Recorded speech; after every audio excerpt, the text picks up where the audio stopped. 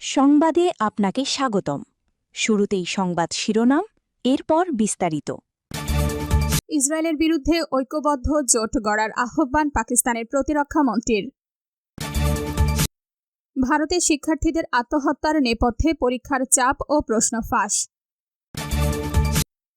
সৌদির Aramco শোধনাগারে drone হামলা। গাজা থেকে ফিলিস্তিনিদের উচ্ছেদ, মুসলিম দেশগুলোর জন্য রেড লাইন। দর্শক, এতক্ষণ শুনছিলেন সংবাদ শিরোনাম। এখন বিস্তারিত। আপনি যদি মুসলিমদের পাশে থাকতে চান তাহলে ভিডিওতে লাইক করে চ্যানেলটি অবশ্যই সাবস্ক্রাইব করে দিবেন। এখন বিস্তারিত। ইসরায়েলের বিরুদ্ধে ঐক্যবদ্ধ জোট গড়ার আহ্বান পাকিস্তানের প্রতিরক্ষা মন্ত্রীর। ইসরায়েলের বিরুদ্ধে মুসলিম দেশগুলোকে একটি ঐক্যবদ্ধ সামরিক জোট গড়ার আহ্বান জানিয়েছেন পাকিস্তানের প্রতিরক্ষা মন্ত্রী খাজা আসিফ। সেই সঙ্গে তিনি ইসরায়েলকে পুরো মুসলিম বিশ্বের জন্য হুমকি হিসেবে উল্লেখ করেছেন।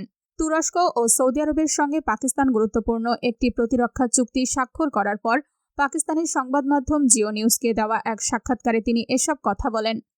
খাজা আসিফ বলেন, ইসরায়েলের বর্তমান কর্মকাণ্ড এবং অতীতের ভূমিকা বিবেচনায় মুসলিম বিশ্বের দেশগুলোর একসঙ্গে দাঁড়িয়ে এর মোকাবেলা করা উচিত। তিনি বলেন, আমার দৃষ্টিতে অন্তত এমন একটি পরিস্থিতি তৈরি হয়েছে যেখানে পুরো ইসলামী বিশ্বকে একসঙ্গে হয়ে এর মোকাবেলা করতে হবে। ফিলিস্তিনিদের অধিকার ও তাদের আকাঙ্ক্ষা অনুযায়ী সমস্যার সমাধান না হওয়া পর্যন্ত এই সংকট চলতে থাকবে বলেও জানান তিনি। তিনি বলেন, আমার দৃষ্টিতে অন্তত এমন একটি পরিস্থিতি তৈরি হয়েছে যেখানে পুরো ইসলামী বিশ্বকে একসঙ্গে হয়ে এর মোকাবেলা করতে হবে। ফিলিস্তিনিদের অধিকার ও তাদের আকাঙ্ক্ষা অনুযায়ী সমস্যার সমাধান না হওয়া পর্যন্ত এই সংকট চলতে থাকবে বলেও জানান তিনি। পাকিস্তানের প্রতিরক্ষা মন্ত্রী আরও বলেন, ইসরায়েলের ফিলিস্তিন বিরোধী ও ইসলাম বিরোধী অবস্থান ক্ষমতায় কে থাকছে তার ওপর নির্ভর করে পরিবর্তন হবে না। ভারতের শিক্ষার্থীদের আত্মহত্যার নেপথ্যে পরীক্ষার চাপ ও প্রশ্ন ফাঁস। টানা কয়েক সপ্তাহের বিক্ষোভের পর জুলাইয়ের শেষের দিকে ভারত সরকার যখন তাদের শিক্ষামন্ত্রীর পদত্যাগের ঘোষণা দেয়, তখন দেশ জুড়ে ব্যাপক উদযাপন শুরু হয়। বারবার পরীক্ষা বাতিল এবং প্রশ্নপত্র ফাঁসের ঘটনায় ক্রমবর্ধমান ক্ষোভের মুখে ককরোচ জনতা পার্টির নেতৃত্বাধীন এই গণবিক্ষোভে যোগ দিয়েছিলেন সারা দেশের শিক্ষার্থীরা। সাম্প্রতিক বছরগুলোতে দেশটিতে পরীক্ষার চাপ বহুগুণ বেড়েছে। ভারতের ন্যাশনাল ক্রাইম রেকর্ডস ব্যুরোর প্রকাশিত accidental deaths and suicides in India শীর্ষক প্রতিবেদন অনুযায়ী 2014 সালে যেখানে 8,068 জন শিক্ষার্থী আত্মহত্যা করেছিল, 2024 সালে তা বেড়ে দাঁড়িয়েছে 14,488 জনে, যা প্রায় 80% বেশি। পারিবারিক সমস্যার পর পরীক্ষায় অকৃতকার্য হওয়াকেই শিক্ষার্থীদের আত্মহত্যার প্রধান কারণ হিসেবে উল্লেখ করা হয়েছে। যেসব পরিবার শিক্ষা ব্যবস্থার অব্যবস্থাপনা এবং পরীক্ষার কেলেঙ্কারির কারণে তাদের সন্তানদের হারিয়েছেন, টেলিভিশনের পর্দায় এই বিক্ষোভের দৃশ্য তাদের মনে মিশ্র অনুভূতির জন্ম দিয়েছে। কেউ কেউ খুশি হয়েছেন এই ভেবে যে ভবিষ্যৎ শিক্ষার্থীরা হয়তো এমন নির্মম পরিণতি থেকে রক্ষা পাবে। আবার কেউ কেউ প্রশ্ন তুলেছেন, এমন একটি পদক্ষেপ নিতে এত দীর্ঘ সময় কেন লাগলো। যুক্তরাজ্য ভিত্তিক সংবাদ মাধ্যম দ্য গার্ডিয়ান এমন 4 পরিবারের সঙ্গে কথা বলেছে যারা জানিয়েছেন তাদের সন্তানদের সঙ্গে ঠিক কী ঘটেছিল এবং বর্তমানে তারা কেমন বোধ করছেন। সৌদির আরামকো শোধনাগারে ড্রোন হামলা। সৌদি আরবের জিজান অঞ্চলের রাষ্ট্রীয় তেল কোম্পানি সৌদি আরামকোর একটি শোধনাগারে ড্রোন হামলা চালিয়েছে ইয়েমেনের সশস্ত্র বাহিনী। সৌদি কর্তৃপক্ষ আগুন লাগার ঘটনা নিশ্চিত করেছে, তবে এটি হুতিদের ড্রোন হামলা কিনা তা জানায়নি। রোববার 9 আগস্ট এক বিবৃতিতে ইয়েমেনের সামরিক বাহিনীর মুখপাত্র ব্রিগেডিয়ার জেনারেল ইয়াহিয়া সারি বলেন, একটি ড্রোন দিয়ে জিজানের শোধনাগারটি নির্ভুলভাবে লক্ষ্যবস্তু করা হয়েছে।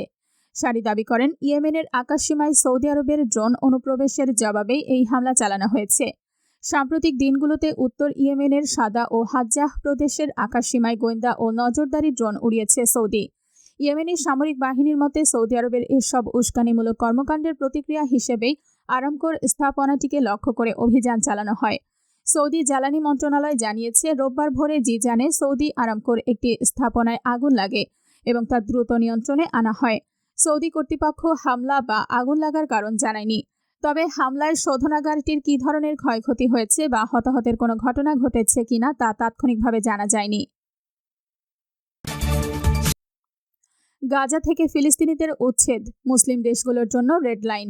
গাজা উপত্যকা থেকে ফিলিস্তিনিদের বাস্তুচ্যুত করার পরিকল্পনা এখনও বিবেচনায় রয়েছে বলে সতর্ক করেছেন মিশরের পররাষ্ট্রমন্ত্রী বদর আবদেল আতি। তিনি জানিয়েছেন, কায়রো পূর্ণ শক্তি দিয়ে এই ধরনের পদক্ষেপ প্রতিহত করবে। ফিলিস্তিনিদের উচ্ছেদের যেকোনো অপচেষ্টাকে আরব ও মুসলিম দেশগুলোর জন্য একটি রেড লাইন বা চূড়ান্ত সীমা হিসেবে আখ্যায়িত করেছেন তিনি। রোববার ৯ আগস্ট ফিলিস্তিনের রাষ্ট্রীয় সংবাদ সংস্থা ওয়াফাকে দেওয়া এক সাক্ষাৎকারে আবদেল আতি বলেন, গাজায় যদি জীবনযাপন অসম্ভব করে তোলার মতো পরিস্থিতি তৈরি করা হয়, তবে সেখানকার বাসিন্দাদের স্বেচ্ছায় বাস্তুচ্যুতিকে কোনোভাবেই স্বেচ্ছায় দেশত্যাগ বলা যাবে না।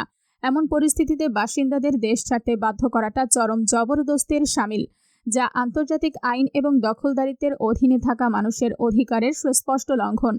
তিনি দৃঢ়তার সঙ্গে বলেন, মিশর এই ধরনের বাস্তুচ্যুতি মেনে নেবে না এবং হতেও দেবে না।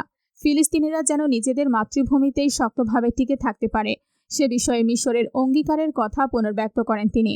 অধিকৃত পশ্চিম তীরের পরিস্থিতি নিয়েও চরম উদ্বেগ প্রকাশ করেন আবদেল আতি। ফিলিস্তিনিদের ওপর ক্রমবর্ধমান দমনপীড়নের নিন্দা জানিয়ে সেখানকার বর্তমান পরিস্থিতিকে তিনি নীরব দখলদারিত্ব ও কার্যত সংযুক্তিকরণ বলে বর্ণনা করেন। তার মতে, ইসরায়েলের এই ধরনের পদক্ষেপ একটি স্বাধীন ফিলিস্তিনের রাষ্ট্র গঠন এবং দ্বিরাষ্ট্রভিত্তিক সমাধানের সম্ভাবনাকে ধূলিসাৎ করে দিচ্ছে। মিশরের পররাষ্ট্রমন্ত্রী সতর্ক করে বলেন, সামরিক শক্তির ব্যবহার যত তীব্রই হোক না কেন, ফিলিস্তিনিদের ন্যায্য অধিকারকে স্বীকৃতি না দেওয়া পর্যন্ত ইসরায়েল বা বৃহত্তম মধ্যপ্রাচ্য অঞ্চলে টেকসই ও দীর্ঘমেয়াদী নিরাপত্তা অর্জন কখনোই সম্ভব হবে না। সূত্র আল জাজিরা।